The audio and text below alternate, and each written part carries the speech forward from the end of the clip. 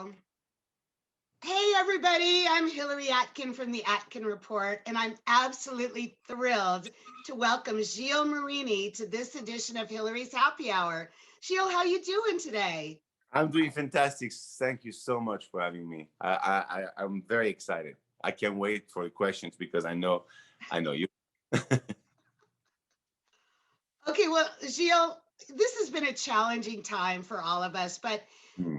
I have to admit, one of the things that I've done is I have taken the opportunity to rewatch some of my favorite television shows. And one of them, big surprise, Sex in the City. So I rewatched all Did you six. watch the movie? Of course. Did you go watch the movie? Of course, right? Because Well, that's okay, so after I finished all the six seasons, which took about a month, by the way, yeah, time yeah, well of course. spent, I was like, okay, now what's my next move? I've got to watch the 2008 movie, which of course you starred in. It made your career. So please take us back to that time, your role as Dante, and what has been called the second greatest shower scene in film history. What is the first greatest shower scene in history? Psycho. Oh, but someone dies. It's not I good. know, but It's it's not in so the same category. It's different category. One is like someone is in trouble and someone is having fun. So hopefully I'm the first fun shower of all time. yes. but Okay, let's award you that right now. Thank you, love. I gotta say, first of all, I believe that Sex and the City, the TV show, is an important show, not only because, of course, women watched it and loved it, but I believe in my heart that it was an important show for men to watch, to learn, because there's a lot of subtleties into the show that will actually give quite an advantage for a man to starting to understand the psyche of women in general. And every time I was watching the show, I'm like, oh my God, oh, I didn't know. So I believe the show was geared for a specific audience, but I believe for me was every man should watch it because there's a lot to learn in the show. Now, taking you back to the uh, absolutely most precious time in my career. Weirdly enough, it's always at the beginning of your career that you remember the best things, but literally for me was a life changing moment, an overnight moment. Michael Patrick King told me when the movie comes out, you're not coming out. We saw that Radio City Hall in New York City was the premiere. It was thousands of tickets that was oversold. It was people in the streets everywhere. It was like chaotic. And I'm like, I'm literally waiting online in the line to get my ticket to go see the movie that I'm in. That's how much I didn't know until Michael Patrick called me and said, "Where are you?" I said, "I'm waiting on the line." He's like, "No, dude, come to the carpet." So he told me like, "You're not gonna be able to go out of this theater," and it took me an hour and a half. So much, like people at the end of the film stood up and they were just hunting. Where's this dude? And that was it. So I thought at that moment that life was changed because I never experienced that. And fame is not something that I was hunting for or I will ever hunt for. I think it comes with a package, of course, when you do this job. But I feel like I realized that maybe this is now what I'm going to do for the rest of my life. So that was a very special moment for me. But playing the role, it was insane. It was like I needed to really play this character and not even think 1 second that it could resemble me at all because I'm a shy person. I have a lot of. I'm married for 22 years. There's a lot of things in me that are completely the polar opposite of Dante, and I was thrilled that I got the opportunity to play this character. It was important to me. Well, full disclosure to our audience, I was privileged to be at that Radio City Music Hall premiere of Sex and the City, and I can attest to what you said. I don't think I've ever seen a crazier scene outside a theater in my life. Yeah. And then, it was so exciting to watch the film in there. When I was watching it, I thought, I'm going to have to see it again because I'm so excited. I can't even focus. It was just thrilling. And then we had the you and I met at the Yeah. fabulous after party at the Museum of Modern Art, which Wow, your memory everyone is walked insane. to, right? It was Wow. insane. And to prove it, I have a great picture of us together, you with your hot pink tie and me in a green dress. So what are your memories of, after the theater and the experience and going to that crazy fabulous party? Yeah, it was crazy. It was odd, and to just walk 2 feet. He was like, it was so overwhelming. On one side, it was overwhelming, and the other side, my mind was like, okay, something is working. It's time to capitalize on it and move forward. So this is the trampoline. I just jumped. What am I going to do with my jump? So my PR told me, well, maybe it's time to squeeze the lemon. And I never heard that expression before. So they squeezed the lemon with all the PR machine, and I was able to do other things immediately after that. I was really interested of doing it, and one of them was Brothers and Sisters. For me, that was the goal, to be able to be recognized as. I know the shell was there, and it's maybe still some remnants of it, but for the people to understand, oh, there's much more to this guy, was very, very, very important for me. Well, I wanted to ask you, were there downsides to the fame that you achieved after the movie and when you moved into your television career? Uh, I don't know whoever will say it was downside. No. What? What kind of downside could it be? It's like everything you ever desire and work for, it's now in the palm of your hand. Um, if there is any downside, is the fact that Hollywood is a very specific machine that loves to show you the ups and downs and humble you every other minute. It's something that maybe it's life, because I don't see that too many in other jobs per se, but it's a very cutthroat machine that likes to remind you that you maybe mean nothing. So you have to have your because when you get into a job like this, a career like this, I'm sorry, you really throw your heart and soul to it. I don't want to live without entertaining someone. So when you do so, life is phenomenal. And then one moment after another, there is a way down. And what's difficult for artists and stuff is to, when everything is phenomenal and you share to the world your entertainment, it's beautiful. But when somebody says, no, it's very difficult for their minds. And that's why you see a lot of issues with artists and stuff and such. I think that is the only downside, is the fact that when you start riding that wave, the wave stops and there's ups and downs a lot. And this is difficult for any of us. But of course, in this kind of business, stepping back, you're in the limelight. So it's always very much different than someone say, per se, oh, I'm working at this bank, and then tomorrow I'm going to work at another bank. Nobody's going to point fingers. Oh, well, you're not working at this super bank, you're working at another little local bank. It's not a super issue, but for someone in the limelight, it's very difficult. Sorry, my phone is ringing. It's my wife's birthday. It's going to do that all day. Well, we'll be wishing her a happy birthday a little bit later. But you have a couple really exciting projects coming out, and you have an upcoming Lifetime film that's part of their Christmas series called A Taste of Christmas, in which you play Chef Stefano opposite Annie Kruger and Nia Bardalo. So give us a little taste of what that role is like and what we can expect from that movie. It sounds like of course, a feel-good and maybe delicious role for you.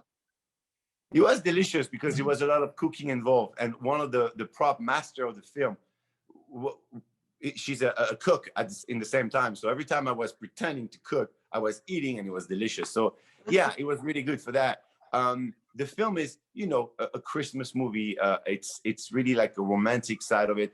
I believe that my character was really out there. I really try to portray someone that, again, is far-fetched from who I am. And at the same time, the love stories was always something a little bit headbutting a lot during the film. I really enjoyed playing those kind of tug and pull type of things. But it's gonna be a lot of romance and and you think it's working, it's not working, what's going to happen in the end.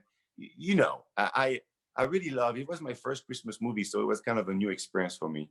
And we shot this in Georgia, in a small little Bavarian town called Ellen. And it is just literally looks like a magical Disney place, but it's real. When you open Wow. the door, it's not a fake background, it's a real home. And it really looks like Germany. It was really beautiful, and it's a great spot to shoot movies there. We had a blast. Annie, I became such a good friend with her. She's a very talented, sweet human being.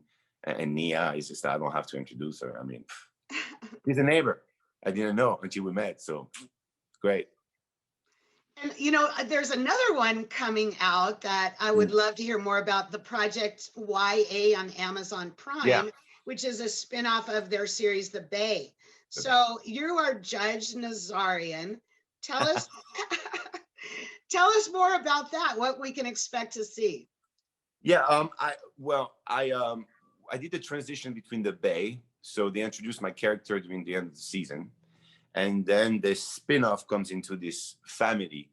And I'm playing this hardcore, kind of like the mindset that this man has and the way he was raised was really from, you know, more the 50s. And you know, his parents was really difficult and strict. So this man who becomes a judge, of course, cannot have a kid that mess around because it's going to affect his career. So I think he misunderstand during the season, the first season of YA, that you have to be aware of your family, but not as much as really truly your professional life. And he miscalculate things. So he's a little too hardcore, and I don't exactly know yet where this is going to go. But this man has a lot of things to change in his life to become a better man, even though he is a judge, and the people out there should look at him as usually the most balanced and perfect person. But he has a lot of issues, and you're going to see that with his family. Gilles, speaking about judges, Dancing with the Stars fans will fondly remember you on your 2 seasons with Cheryl Burke and Peter Murgatroyd. Yeah. So you had said you'd never danced before. You could have fooled a lot of us, including me. I actually loved your tango with Peter. Thank you. But you're welcome.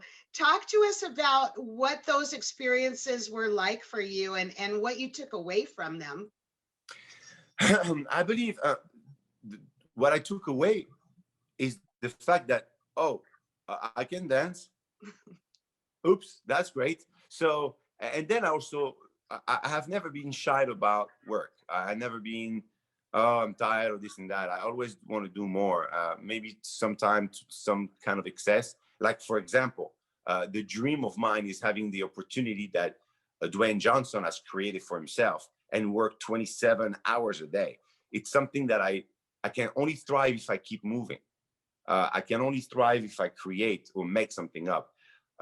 Trajectory wise, of course, he's Dwayne Johnson and I'm right here. But it's something that I'm very not afraid of. So when Dancing with the Stars came up, I knew I didn't know how to dance, ballroom dancing and such. It's just like, what?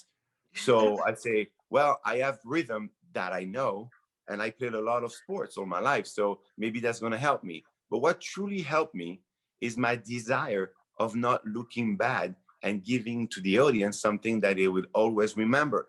That's the trick on Dancing with the Stars. I don't care if you have not two left feet, but if you're okay dancer, or if you can have a tiny little bit of rhythm, if you put that dedication into it, I'm pretty sure people will understand and they could see themselves in that. So for me was the fact that I learned dancing, I met incredible people, and for the rest of my life, there will be videos of this dude doing some things that I never thought I could. Well, I think you should be very proud. And, you know, you've had such a varied career, but let's talk about your soap opera resume, so to speak. You had Days of Your Lives as Ted Laurent, who got killed off. And before that, The Bold and the Beautiful. But I know the soap opera world is very challenging to shoot. It's very, very quick compared to other television and film. But I'm sure our audience would really enjoy hearing about your soap Yeah. experiences? First of all, Days of Our Life was really the only and my longest run on any daytime soap. Of course, some people, nighttime soap would be Brothers and Sisters and other things, but daytime soap taught me the lesson of, if you think you're good enough to do this, you have no idea. Because I will challenge anyone except someone that could just look 60 pages of a dialogue, close the page and just go for it. Yeah. That's, I think, 11 in the world, if I'm not mistaken. There's 11 people that whatever they see, hear, or read will never forget by the comma. It's incredible. I met one person like that. I'm fascinated, but it's extremely difficult to be able to assimilate so much dialogue and at the same time perform it.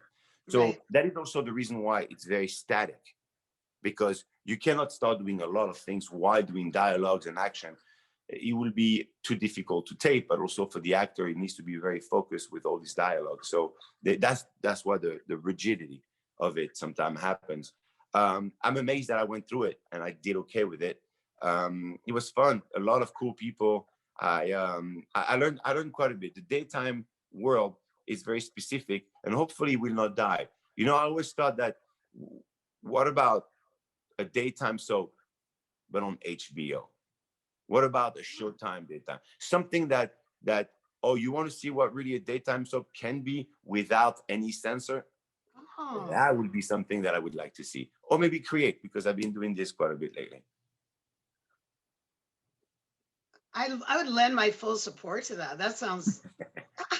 Because now, I was like, so ladies and gentlemen, you'll be able to at 2 p.m. say, oh, let me watch something that is very out there. Because the soaps are really out there. 10,000 years old they are. So after that, what kind of storyline you can create? So it's pretty much literally a soap, Days of Our Life. It's a movie a day. Who does that? It's, you want to shoot a Marvel, it takes 2 years. I mean, come on. It's such a different world, a different technique, and it's an incredible amount of content. So that's why a lot of people should actually respect a lot more those form of entertainment, for sure. it sounds like after you do that, and I'm going to talk about myself for a minute. I grew up in TV news, you know, producing, and I was an on-camera reporter, live news. After you do that, you can do anything because there's no retakes. It's live. Yeah. It has to be good. So it sounds like it's the same thing for soap. After you've done that, you can do anything. Yeah, things gets a little easier, I would say. Yeah. Well, you have such an incredible life story of coming to the US from France. Mhm. Didn't speak English, not a lot of money. Not a lot, no, $470. You remember the exact amount. Yes, of Well, it was course. $500. And then the first thing I do is to eat something at a McDonald's and some stuff. So I end up with $430. Yeah. But I And want not understanding a word of what people were saying, except blah, blah, blah, blah, blah, wang, wang, wang, wang. I heard in my ear for like about a week or two, wang, wang, wang, wang, wang. And I was like looking at the motion of the people's body and laugh or try to listen, but try to understand what they mean just by moving. It was interesting. well, based upon your experience and how far you've come and what a journey it's been. I know you started off obviously in France, you worked at a bakery, you were a firefighter, and, you know, come to the US, develop this multifaceted career. But I wondered if you had advice for other people coming here with dreams. What would you tell them based upon your own experiences? Um, if I make it short, I would say only you can stop you. That is what everybody needs to have in their veins and running through their blood, is to understand that no is not, no is much, it's a not yet. It's not definite. The downs will be gigantic, but the moment you hit something and feel like you're on your way to something, the accomplishment is a little bit different, because it's a very, very, very difficult industry to pierce, to make things happen. I don't know what the percentage is, but it should be baffling, because again, you can have more people working in our government than active actors who make their living. You know, it's a very complicated career. I will just tell them that it has to be inside of you. It has to be something you say, I don't want to live without entertaining. I don't want to live without creating. And if the feeling is inside of you this strong, then do it. I have a lot of people at the beginning of my career, they say, I want to just be like you, like making it.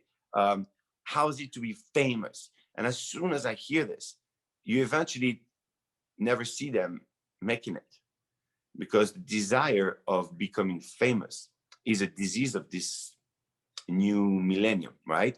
It's very easy now also to become famous. You take a new app coming up and you do some absurd things, and you make silly people famous, and they make quite a bit of money. So some people it works, some it doesn't work.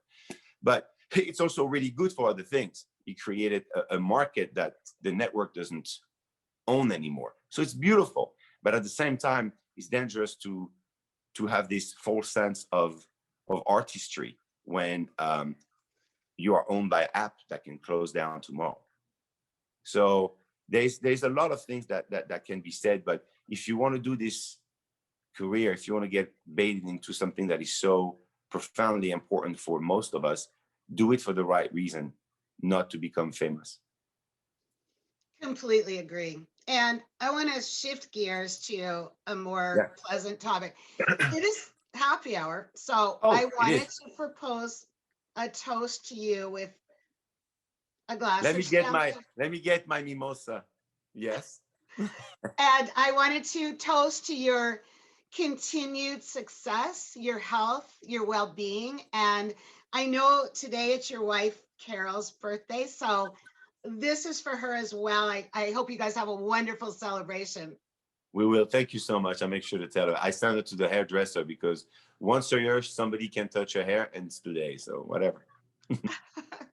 Well, she'll look beautiful, and you guys have a great time.